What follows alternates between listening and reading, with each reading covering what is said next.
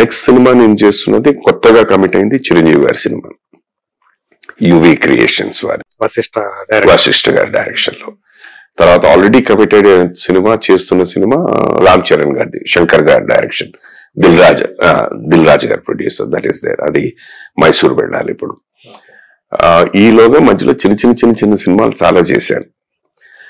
ఇంకో cinema which I have committed and almost నా character అయిపోయింది అనుకుంటాను షూటింగ్, ఈజ్ ఓజీ, సుజిత్ గారు, పవన్ కళ్యాణ్, దానయ్య గారి సినిమా. దాంట్లో కూడా ఒక మేజర్ రోల్. చెప్పుకోవడానికి మేజర్ రోల్స్ విల్ బి యాత్ర, OG, prominence. Next Ram Charan గారిది మన గేమ్ చేంజర్.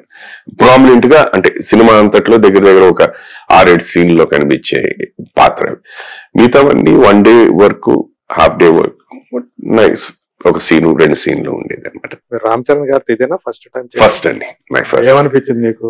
నేను వారితో ఇంకా కాంబినేషన్ చేయలేదు, నేను రాలేదు ఇప్పుడు దాకా. మోస్ట్ ప్రాబబ్లీ నేను ఇప్పుడు మైసూర్ షెడ్యూల్ తో వారు కాంబినేషన్ చేయబోతున్నాను ఉందన్నమాట. మొత్తానికి అయితే ఉంది అనుకుంటున్నాను, అక్కడికి వెళ్తే కానీ నాకు తెలియదు. ఈ షెడ్యూల్ లో 5 రోజులు ఉన్నారండి. దీని తర్వాత there is another schedule in Vizag. Most probably దాంట్లో అయితే అది అయిపోతే I think my work will be over. లేదు మరి ఇక్కడ ఈ 5 రోజులతోనే అయిపోతుందో నాకు తెలియదు, వెళ్తే కానీ నాకు తెలియదు. మీరు ఆల్రెడీ చేసిన సినిమాలు మీరు చూస్తుంటారా? చూస్తాను. డబ్బింగ్ ఎప్పుడేనండి. ఇప్పుడు భగవంత కేసరి ఉంది, చాలా చిన్న పాత్ర, ఒకటి లేదు, ఒకే ఒక సీన్, ఒకే ఒక రోజు షూటింగ్. అదే ఒకే ఒక వాడు ముందు ఆయన మేనేజర్ గారు మాట్లాడినప్పుడు ఏదో 10 రోజులు క్యారెక్టర్ అండి అన్నారు, ఏదో మాట్లాడుకున్నది అయిపోయిన తర్వాత సీన్ చూసిన తర్వాత ఇదే లేదండి 1 రోజు క్యారెక్టరే అన్నారు. సరే ఓకే రైట్. ఏదైనా అంటే మనం ఇందాలు మాట్లాడుకున్నా, ఆ సినిమా సక్సెస్ అయితే your a part of that, it helps you అంతే. That is what I mean. అది ఉన్న దీంట్లో కూడా మాట్లాడుతున్నారు ఆ క్యారెక్టర్ గురించి, మిమ్మల్ని చూసేవండి అని చెప్పి. ఓకే రైట్, అంటే గుర్తింపు పొందిన క్యారెక్టర్ అనేసి కొద్దిసేపే కనిపించారు. మొత్తానికి అదే సుధాకర్ గారు కనపడ్డారు. అంటే ఎక్కువ సుధాకర్ కనిపించాడు కన్నా పాత్ర కనిపించిందండి, బాగుందండి అన్నారు. అది చాలా, అది సాటిస్ఫైడ్. ఇది బాలకృష్ణ గారు కలిసారా మీరు ఆ టైంలో? బాలయ్య బాబు గారి కాంబినేషన్ లేదు నాకు ఆ సినిమా దీంట్లోనే.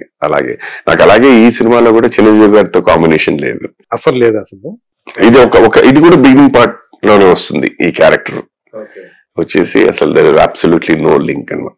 మీ మొత్తం ఎంటైర్ కెరీర్ లో గోల్డెన్ పీరియడ్ అంటే ఏదని చెప్పుకుంటారు మీరు? ప్రతి మనిషికి ప్రతి దాంట్లో స్వర్ణయుగం అని ఒకటి ఉంటుంది. గోల్డెన్ పీరియడ్ అంటే ఎలా తీసుకుంటానండి, నేనే నో మ్యాన్, నాకు ఇండస్ట్రీకి సంబంధించి ఎవరూ లేరు.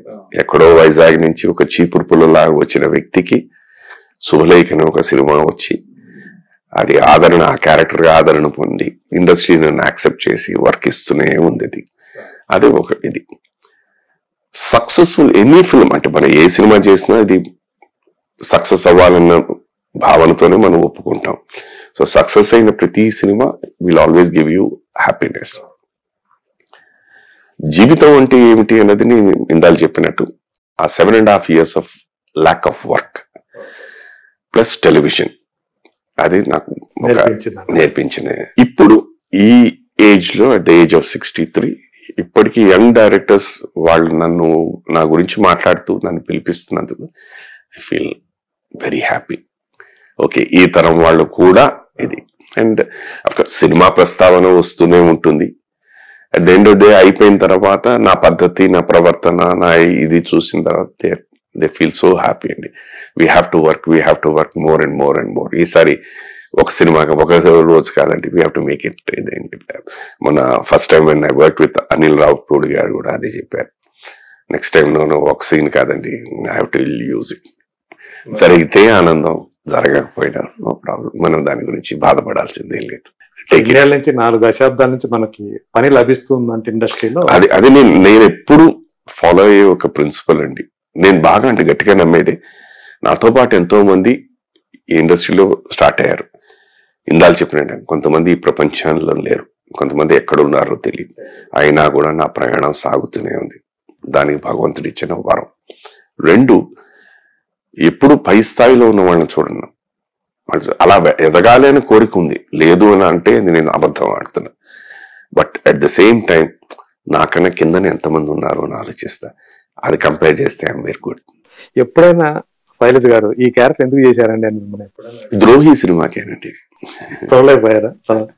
ఆ సినిమా చూసిన తర్వాత అసలు ఆ సినిమా మేము అందరం చూస్తున్న అభిరామి థియేటర్లో, నేను, తను, శ్రీదేవి గారు, డైరెక్టర్ గారు, కమల్ హాసన్ గారు, బోనీ కపూర్ గారు, రమేష్ సిప్పి గారు, గౌతమ్ గారు అందరం కాస్ట్ అంతా చూస్తున్నాం. పిన్ డ్రాప్ సైలెన్స్ ఆ సీన్ ఒకే ఒక వాయిస్, కిల్ దట్ బాస్టర్డ్ అని.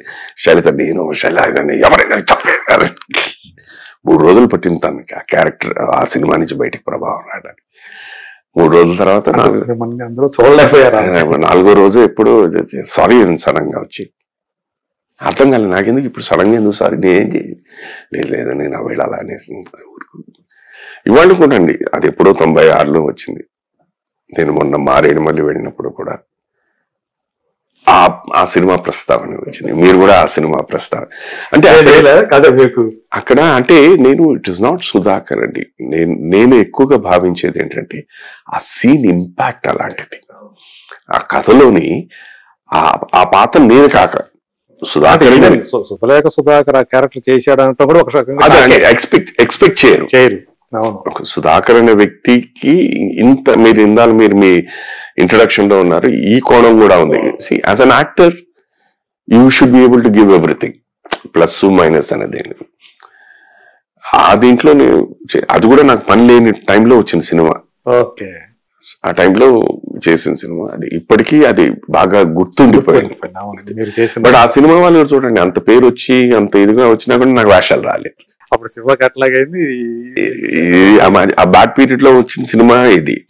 పేరు వచ్చింది, గుర్తింపు వచ్చింది, బట్ ఫ్యూచరిస్టిక్ దీని మీద అట్లీస్ట్ పోనీ మెయిన్ విలన్ కాదు, విలన్ దగ్గర అసిస్టెంట్ క్యారెక్టర్ కూడా రాలేదు. ఏదో బానే ఉంది, విలన్ కింద చేసుకున్నావు, అసిస్టెంట్ కింద వేసుకున్నావు, అది కూడా రాలేదు. It's a part of it. Okay, చేసింది గుర్తించారు, దే ఆర్ లైకింగ్ ఇట్. అంటే కమల్ హాసన్ గారు ఏమన్నారు? నేను అడిగాను, సార్ అసలు నన్ను ఈ పాత్రలో ఎలా ఊహించాను? నవ్వేశారు ఆయన. మేము ప్రివ్యూ అయిపోయిన తర్వాత బయటకు వస్తున్నాం, తను ఆల్రెడీ శైలజ గారికి వాళ్ళకి పరిచయం ఉంది, సాగర్ సంగమం అని. ఎలా ఉన్నారు మీ ఆయన? ఆయన ఏం మాట్లాడలేదు. Well we're suppose to go for a dinner, car కింద ఇంటికి వెళ్ళిపోదాం అన్నాను. మరి ఇంటికి వెళ్ళిపోయాం. ఇంట్లో మరి చెప్పలేదు, పర్లేదు ఉన్నది మేనేజ్ అంటే కొన్ని క్యారెక్టర్స్ అలాగే ఎక్కువగా మాట్లాడేది చాలా మంది. అఫ్ కోర్స్ నా ఫస్ట్ సినిమా శుభలేఖ గురించి మాట్లాడతారు. నెక్స్ట్ మాట్లాడేది లేడీస్ టైలర్ చిత్రం, బడారే విచిత్రం. లేడీస్ టైలర్ లో కూడా మీరు ఆ క్యారెక్టర్ మేము అనుకోలేదండి అని అంటాను, అది కామెడీలో వెళ్ళిపోయింది. అలాగే శివ నిర్ణయంలో చాలా మంది నాతో ఆ లాస్ట్ సీన్ మీ చచ్చిపోయే ముందు ఉంటారు, ఏమని నన్ను దానికైనా అంటాడు, ఎవరినైనా నమ్మచ్చు కానీ సిన్సియర్ పోలీస్ ఆఫీసర్ నమ్మకూడదని చెప్పి. అది ఒరిజినల్ వర్షన్ లో లేదు. ప్రియదర్శన్ గారు వర్క్ చేస్తున్నప్పుడు చూసి క్రియేట్ చేసిన సీన్ అది బాగా పండింది, మంచి పేరు వచ్చింది. శిశింద్రిలో కూడా చిన్నదైనా కానీ అది I could do anything much అనిపించింది. అది otherwise it's okay. Any successful film is always a happy thing అండి. అలాగే నాకు ఇప్పుడు కూడా మాట్లాడేది అరవింద సమేత లేటెస్ట్ గా చేసిన జూనియర్ ఎన్టీఆర్ ఆ సినిమా గురించి కూడా మాట్లాడుతుంటా. బాగుందండి, ఆ ప్రీ క్లైమాక్స్ లో మీరు రావు రమేష్ గారు భలే ఉందండి అని ఇచ్చారు. న్యాయం చేస్తే fine enough, people are happy, fine enough. అలాగే మీరు మంచి ఆరోగ్యంతో, నాకు తెలిసి మీరు ఆరోగ్య విషయంలో మాత్రం అదే ఎప్పటికీ అలాగే. థ్యాంక్ యూ అండి. చిరకాలం మీరు ఇలాగే ఆరోగ్యంతో ఆనందంగా గడపాలని మనస్ఫూర్తిగా కోరుకుంటూ, థ్యాంక్ యూ. ఎన్నో పాత్రలతోటి మరెన్నో పాత్రలు మమ్మల్ని వినోదింపజేయాలని కోరుకుంటూ thank you so much. Thank you so much అండి. God bless you. ఇప్పుడు ఆపరేషన్ లేకుండానే మోకాళ్లకు ప్లాస్మా ట్రీట్మెంట్, మీ ఆర్థోపెడిక్ సమస్యలన్నిటికీ రోబోటిక్ టెక్నాలజీ ద్వారా తక్కువ ఖర్చుతో శాశ్వత పరిష్కారం, ఫ్రీ కన్సల్టేషన్, ప్రతి ట్రీట్మెంట్ పై 20% డిస్కౌంట్. ఈ ఆఫర్ కొద్ది రోజులు మాత్రమే, త్వరపడండి. V9 hospitals 9281465842.